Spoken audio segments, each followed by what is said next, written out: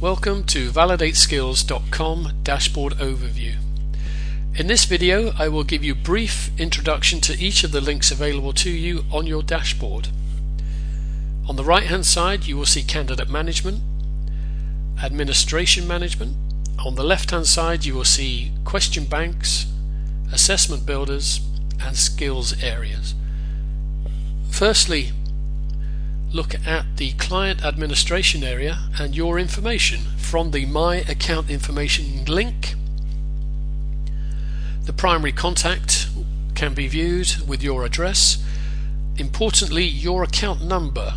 Quite often if you're asking candidates to search for a test, they will need your account number to do so. We also have the license summary, whereby the expiry date and any licenses assigned to you. Quite often if you have an unlimited license, the license assigned will be 0. The configuration settings. This is quite useful if you wish to have your own company registered within the code of each question bank, assessment or skills code. For this purpose there are 4 digits here. This can be the 4 digits of your own company name if needs be.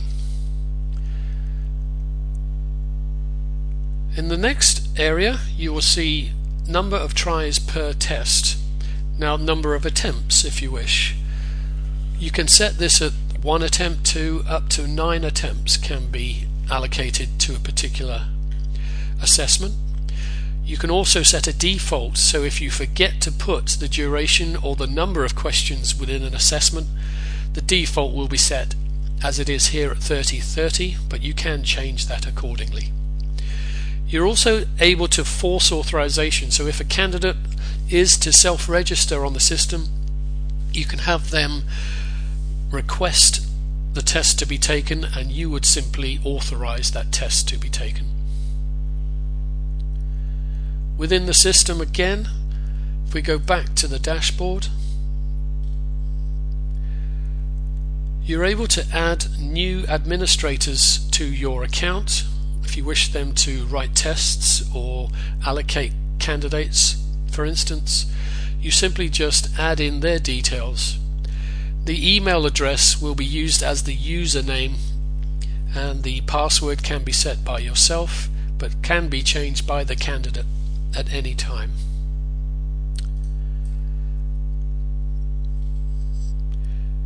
If you were to have a request to change or someone has forgotten their password, you can simply go into the administration's information within that area and make any changes you wish. You're also able to view any reports on the system, such as candidate performance, question performance and assessment reports, etc. The other area here is the candidate management area. Very similar to your own administration area, you're able to add candidates accordingly, bearing in mind that the system does allow the candidates to register themselves if they wish, but you're able to add candidates yourself and put them into the system depending on your processes. Again, you're able to update any candidates in your system just by clicking their name. Again, worthwhile if the candidate forgets their password, for instance. The next area is the e-portfolio area. This is probably the main point that you can view anything that the candidate has done and carried out. By selecting a particular candidate, you're able to view this particular candidate has carried out 3 assessments. One particular assessment here, you'll see the pass success, whether that be pass or fail. They scored 100%, what date the assessment was taken. There is a full view here of the particular summary of that assessment and any e-certificates that have been assigned.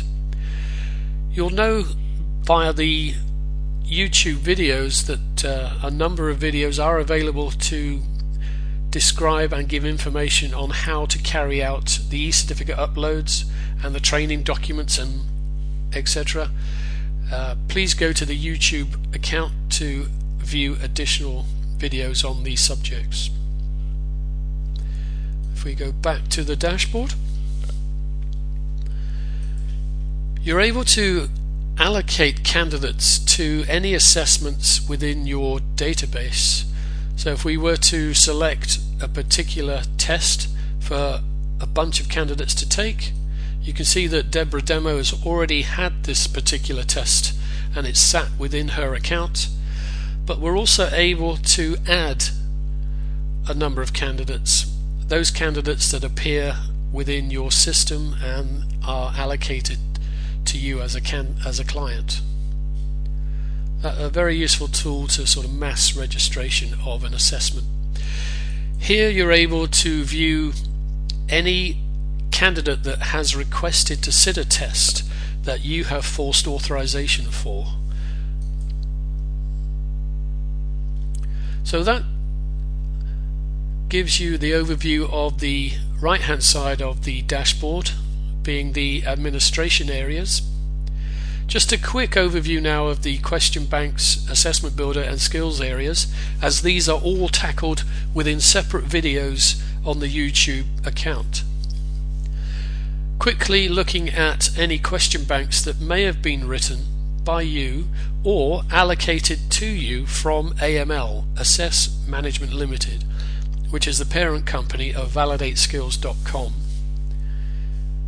Your own assessments will have the prefix of which you've set, this being demo and obviously the number thereafter. So this particular question bank can be viewed. You will see the questions that sit behind that question bank, and obviously if you wish to add additional questions you can do so by quickly adding a new question. Rather than go through each and every template available to you in the question writer, these are also available as separate videos and describe to you the process of how to set each and every question template.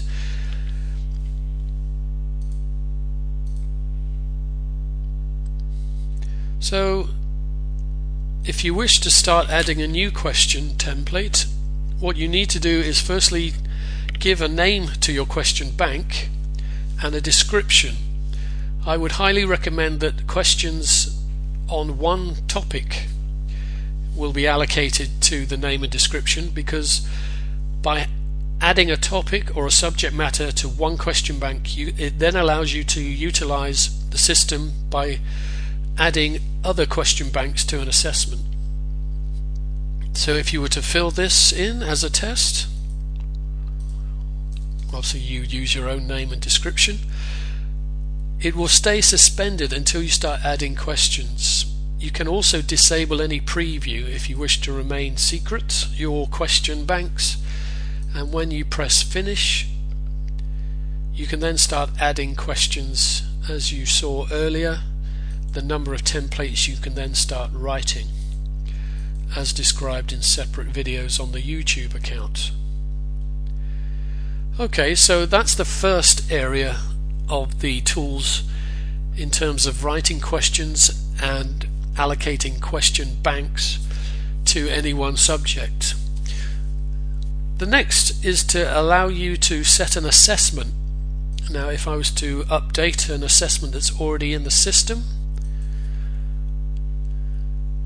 you can see that we have a name, a description of the assessment, which can be carried out by just simply adding new, as we did to the question banks. The same process. If I were to add a test, and remember the default that I mentioned earlier, this is being set at 30/30, we can simply change that to 20 and have 10 questions and allocate as active or suspended. You may wish to choose suspended if you're building question banks and they're not ready, or you're waiting for certain information to be added.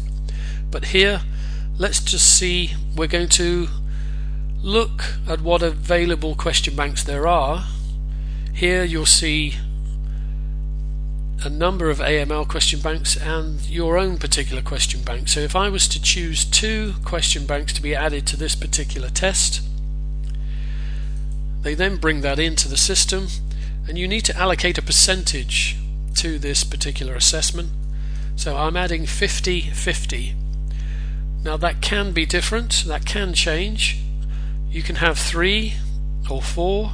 If you chose 4, for instance, you would have each being 25%. So if you wish to have 1 question bank made available, and you only want 1 subject to be submitted to the system, but in this instance I've allocated 3, and I'm going to choose the first one to be 50% and the other 2 will be 25%. And we will save that. Remember to go through and complete. So that assessment as a test demo will be sat within your assessment bank, ready for use. Now this is important because when you start writing to the skills area, you'll see the skills area very similar to the assessment, but what you're doing here is you are submitting an assessment to the candidate area. So this is where you would allocate an assessment to the candidates. Slightly different, because what we're doing here is you're able to give particular information in reference to the title, which may be different to the assessment. It could be a job description, for instance. If it's a test relating to a job description, you may wish to allocate the skills required, or if it's just a simple IT assessment, you may want to put the dedicated subjects such as PowerPoint, Word, spreadsheets, for instance, or you could use product information. And what's interesting here is you're able to set a pass rate, and that pass rate being what you expect and anticipate candidates to achieve. And an important area here is for the candidate registration, which will be self-registration or you, the client, to register.